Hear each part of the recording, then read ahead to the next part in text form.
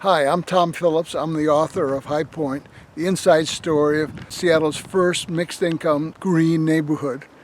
There are a few things that are much easier to explain in person rather than just in the book. And so I want to do that today. So the first one has to do with the swale. And we're standing here next to a swale. And one of the things that's very hard to understand, and I can show you this photograph, is this is what this swale looks like or looked like when it was under construction. It's a very deep ditch. And the whole point is to accumulate the rainwater from the street and the sidewalk next to a porous pavement sidewalk, and the water goes into the swale down into a pipe that has holes in it, and the water is carried to the pond. And this is a way that the water gets cleaned, the rainwater that falls on High Point, and it's cleaned and goes in the pond. It gets to be the right temperature and then is released into Longfellow Creek as a way to upgrade the water and the quality of Longfellow Creek so that it's a more successful salmon-bearing creek. There are a few other things that we can see from this corner here. One of them is the West Seattle Bee Garden, which is very, very importantly something that's important for all of West Seattle. Before the redevelopment, it would be inconceivable to have something like the Bee Garden actually in High Point, because High Point was a dangerous neighborhood and people from the outside really didn't want to come here and see something. But now this is a sign of the fact that High Point is a regular Seattle neighborhood, and people come here and participate in a summer celebration every summer. So let me walk over and show you a few other things.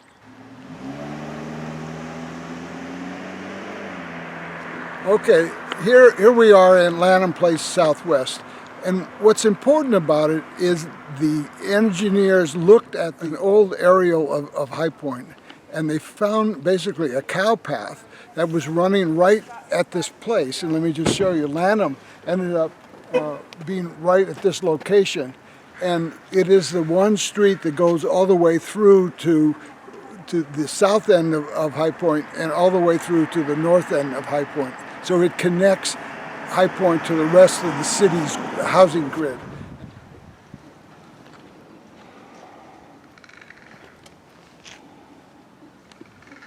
What's critical about the direction, I can best illustrate this by showing you what it looks like on a map. Here we are at this corner at Lanham, but the street, as you can see, is a slight angle. And all the other streets at High Point are also at the same angle. And that is the angle of the green belt and where High Point drops off toward Delridge. And the point is, this is the natural slope of any street. And I think why the whole street layout works so well, that it sort of fits the land, and the landscape architects, engineers kind of listened to the land to see what was here and built the whole grid system around that. The next thing I want to show you is how we convinced the city to add a little green in key areas of the site. So we have these wide planting strips, and the city's preference when they had a corner like this is to actually cement in the whole corner. And you could see that in that over across the street, which is a more commercial corner that's next to a senior housing development. But this, we argued, was a more residential corner, and we argued that for the whole site. And we convinced them to allow us to fill in this corner with vegetation. And we did that in all the other two corners of the site to make it more friendly, more green, more residential. And we did that throughout the site. Now, there's some other things I want to point out that we can see from here. And one of them is, this is Elizabeth House, which is a subsidized senior housing development.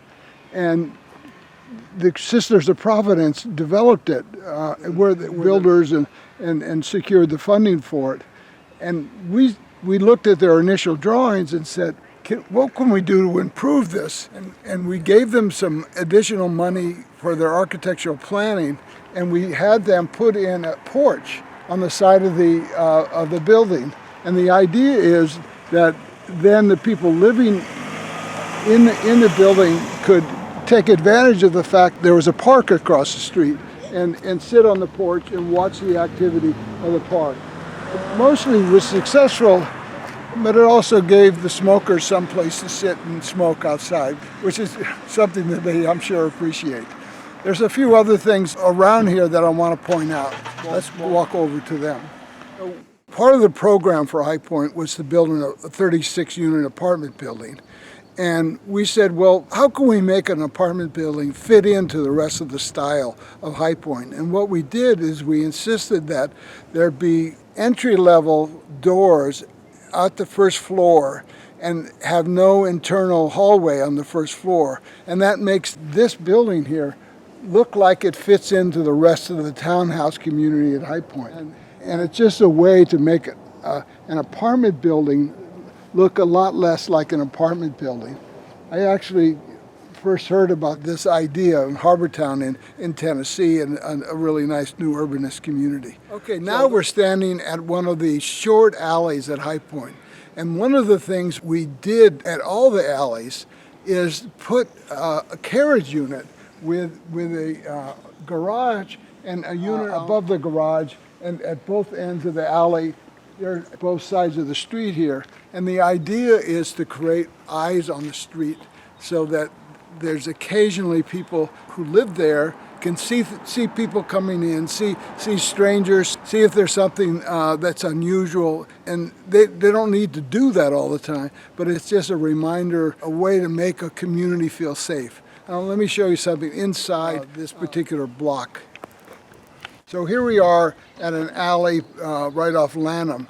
And one of the things that we did very consciously at High Point is we knew we had to build parking spaces, parking lots, but we wanted to make them small. So you know, if there's somebody parking there, you know that car doesn't really belong there. And you know all the cars that do belong here. It sort of make the community more personable.